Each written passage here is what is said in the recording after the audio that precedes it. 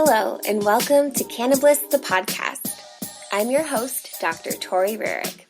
Each episode will feature a candid conversation about how the cannabis plant has positively impacted individuals' wellness and bliss. Here to honor the plant and have fun.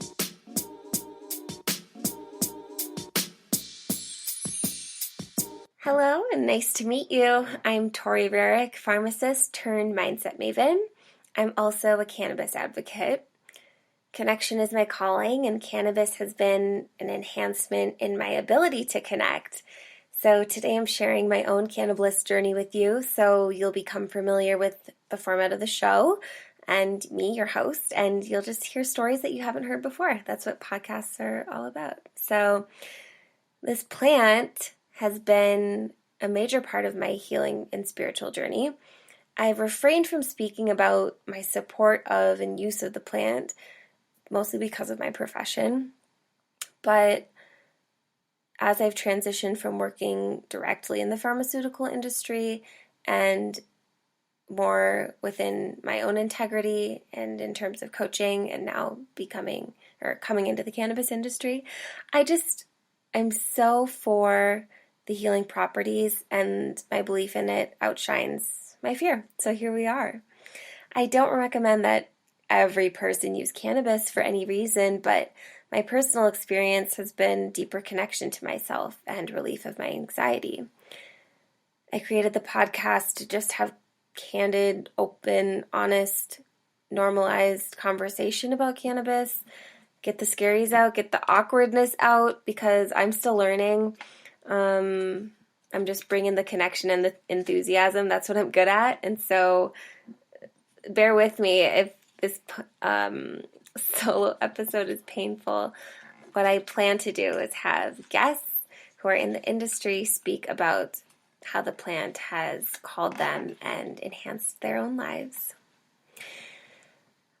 I just think it's important to talk about because it's so taboo, and especially in healthcare, as a health professional, I've found it's frowned upon to consume, even in Colorado.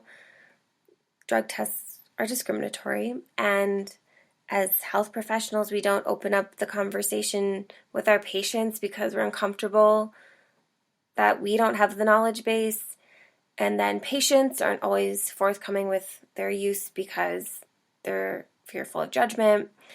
And of course, I'm so saddened by the opioid epidemic and all of the other addictive substances that have just had such a detrimental effect on humanity. So I just feel the more we talk about it, the better, and we can advance pharmaceutical and healthcare industries for both patients and professionals if we just open our minds a little bit. So my first time with cannabis.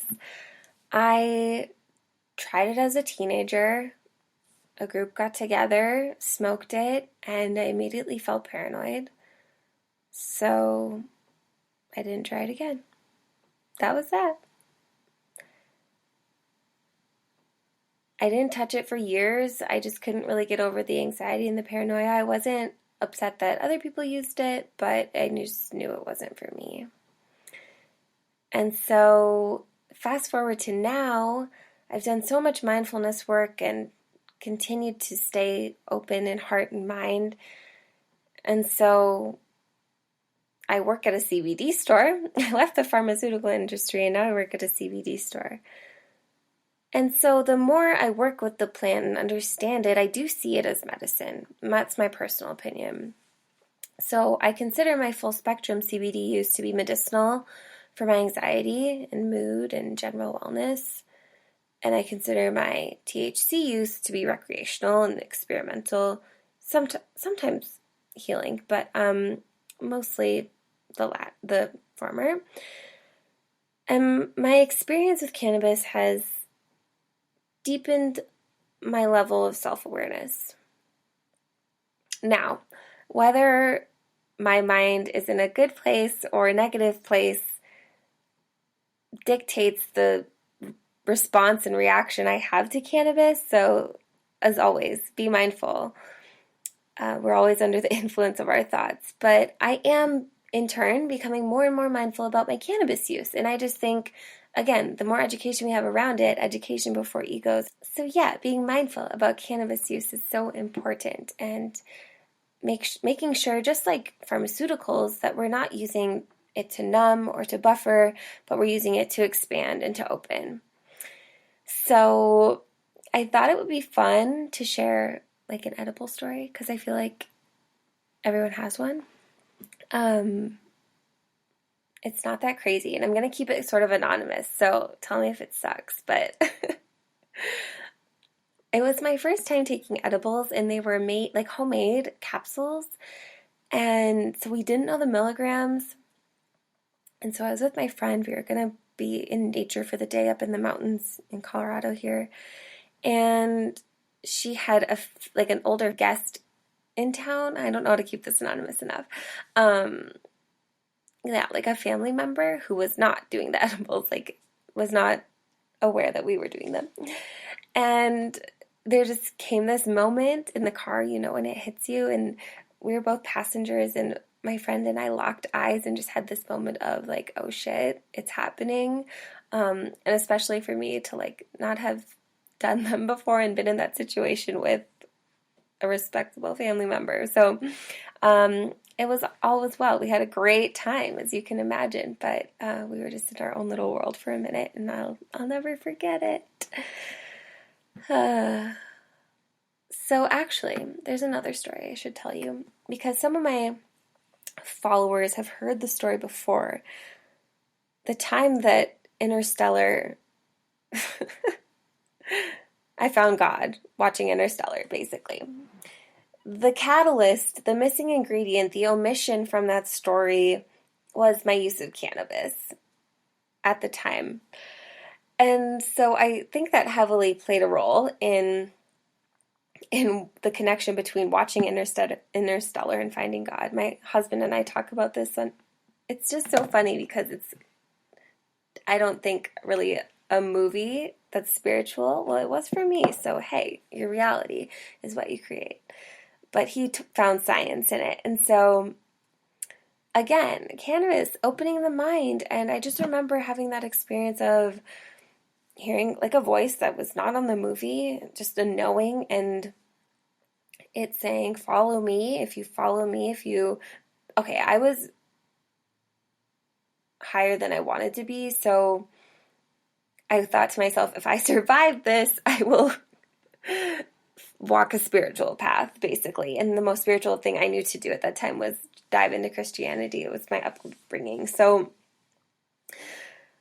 thank you, cannabis, because from that is where I expanded more and more and more, got into Abraham Hicks, law of attraction, and here we are. So I always felt so guilty and terrible about not being able to open up and share that detail. So it feels good to get that off my chest, that cannabis has been a big player in my mindfulness and my spirituality. And so now how I'm being called to serve the plant is, one, this podcast and using my voice. Two, I just started with the normal chapter, my local normal chapter, just following them and participating with them.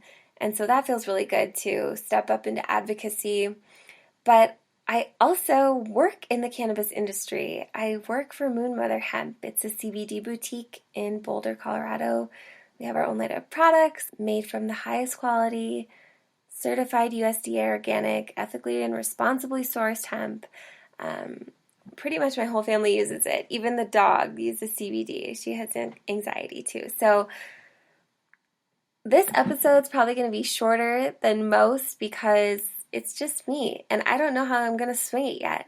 But I'd be happy to do a Q&A down the road, and in the meantime, I'm really excited to invite some dope people on for interviews and hear about how the plant has called them into service and to help the people. So here we are. Here's episode 1, just a little taste of what's to come, and thank you so much for tuning in.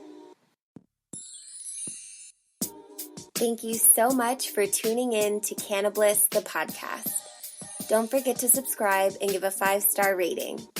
You can find more information about mindfulness and what I do at tidytor.com. Follow the Cannabliss over to Instagram and connect with me through direct message anytime. Big love.